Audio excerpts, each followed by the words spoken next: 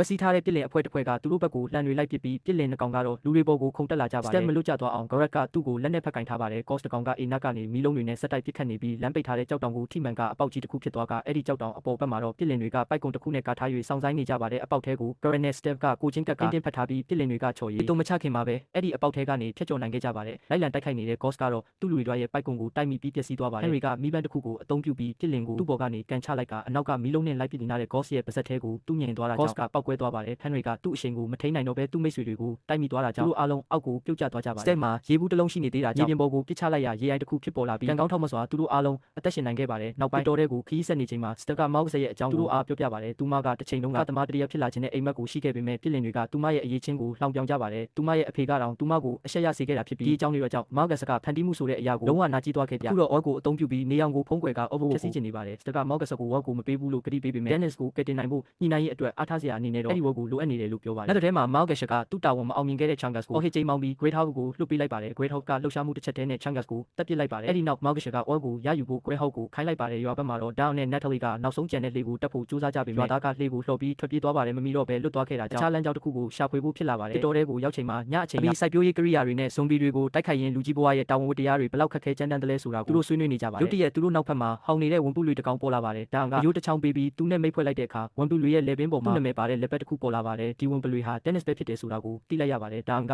Step ပြောပြခဲ့တဲ့အကြောင်းတွေတဲကနာမည်ကိုမှတ်မိသွားပြီး Dennis ကို Step စီခေါ်သွားပေးဖို့ပြောလိုက်ပါတယ်